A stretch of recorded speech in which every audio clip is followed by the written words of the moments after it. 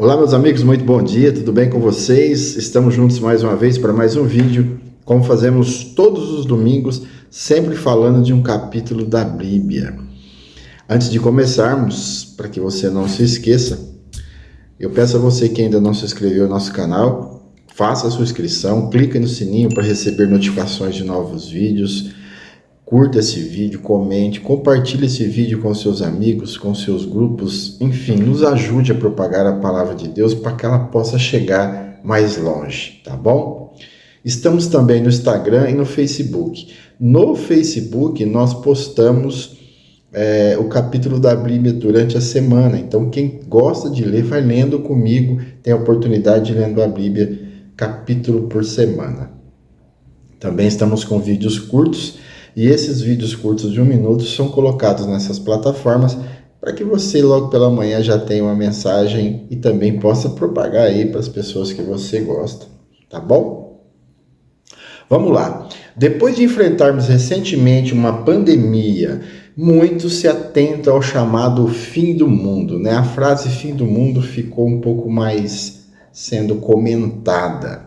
A verdade é que qualquer estudo escatológico que seja coeso com as Escrituras deve estar de acordo com o Sermão do Monte das Oliveiras. Que sermão é esse? Esse sermão recebe esse nome por ter sido proferido nesse monte que está no leste da cidade antiga de Jerusalém, em Israel. É formado por 3 picos, atingindo no seu máximo 818 metros. Foi o palco de muitos ensinamentos transmitidos por Jesus. A altura do Monte das Oliveiras proporciona uma vista espetacular para a cidade antiga de Jerusalém. O sermão foi proferido por Jesus quando ele encontrava-se próximo da sua morte. O 13º capítulo do livro de Marcos nos remete à vigilância por causa dos aproveitadores. O sermão de Jesus compreende o período desde a primeira vinda de Cristo, referidos à destruição de Jerusalém, até a sua segunda vinda, nos fins dos tempos, com o julgamento do mundo. A primeira parte do sermão fala da destruição de Jerusalém. Aproximadamente no ano 20 a.C., Herodes o Grande, um dos Herodes, são vários, havia iniciado a reconstrução do templo. O templo havia sido erguido na época de Esdras, há quase 500 anos atrás. Herodes então transforma em uma obra faraônica, sendo dos edifícios mais belos de Jerusalém, não com o intuito de agradar a Deus, mas para agradar os judeus a quem ele governava. Isso chama-se populismo, que já era uma realidade nos governantes desde aquela época. Hoje recebemos mimos enquanto idolatramos cafajestes, ou seja, o populismo existe ainda hoje em qualquer vertente política, esquerda, direita, centro, e as pessoas ficam bajulando porque recebem mimos populistas. Mas nós estamos aqui para falar de política, não é mesmo? Quando os discípulos, admirados com a obra, relataram a Jesus, ele prediz a destruição de tudo aquilo. Aqui não ficará pedra sobre pedra, serão todas derrubadas. Marcos 13:2.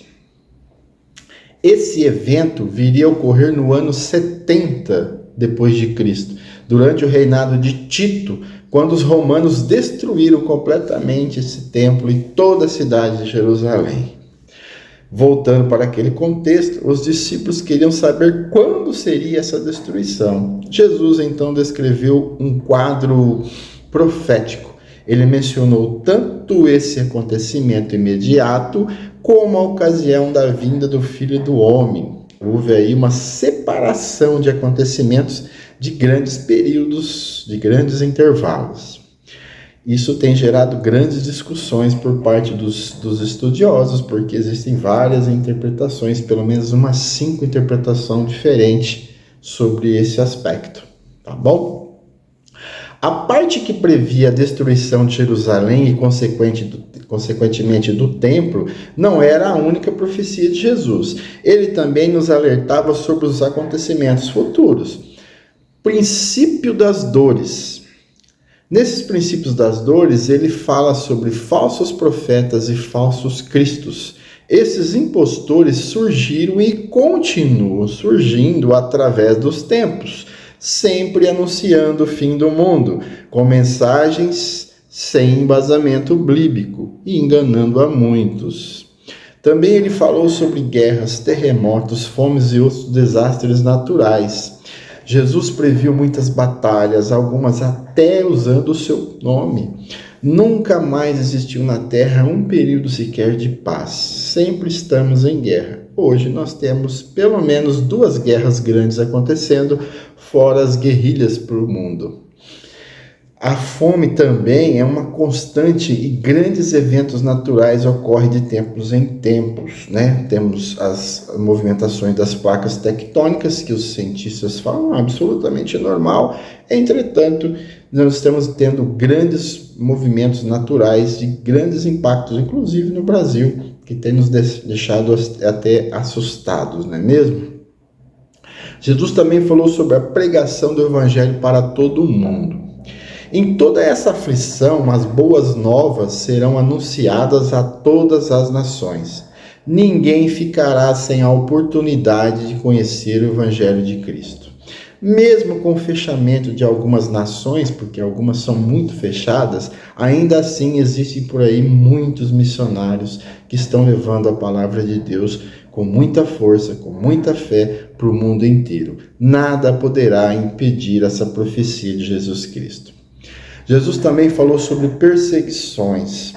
Nós vivemos num estado absolutamente laico, pelo menos aparenta ser, né? Podemos falar de religião abertamente, temos liberdade para falar, alguns gostam, outros não, alguns criticam outras religiões de outros segmentos, mas no geral nós podemos falar de religião, né? Você pode falar inclusive que é ateu, que você, enfim, ninguém vai ficar te criticando, não deveria, né? Mas nós estamos num estado laico, temos essa liberdade. Contudo, em muitos lugares, pessoas morrem simplesmente por ter uma Bíblia em suas mãos. Morrem. Em todo o decorrer da história, o cristianismo teve perseguições, todas, desde o início. No início, muitos morreram martirizados por anunciar o evangelho, como Estevão, que foi o primeiro deles que morreu apedrejado. O mundo prefere a carne e, quando é anunciado o Espírito, fica incomodado. Jesus ainda alerta que esses fatos seriam o princípio das dores. À medida que vamos chegando mais perto do grande dia do Senhor, essas dores vão aumentando. Aí sim vem a grande tribulação. A grande tribulação, ela foi já profetizada por Daniel. Se você tiver a oportunidade, leia Daniel. Nós chegaremos lá quando estivermos falando sobre o Velho Testamento. Mas se você tiver a oportunidade, leia, porque ali começa a falar sobre a grande tribulação. E nós não podemos falar aqui hoje, porque senão o vídeo ficaria muito grande. Mesmo falando aos discípulos sobre um período relativamente perto, Jesus os remete para o que ainda iria ocorrer. Ele também relata a sua vinda gloriosa. Ele veio, sofreu e morreu pelos nossos pecados. Ele ressuscitou e virá em glória. Seu retorno futuro será uma declaração visível a todos. Não haverá dúvidas. Jesus ainda nos alerta sobre quando será a sua vinda. Ele disse que ninguém sabe senão o Pai, senão Deus. Aí eu abro um parênteses aqui, muito cuidado com estudiosos, tem um monte por aí, muita gente que ficam tentando traçar datas para a volta de Jesus.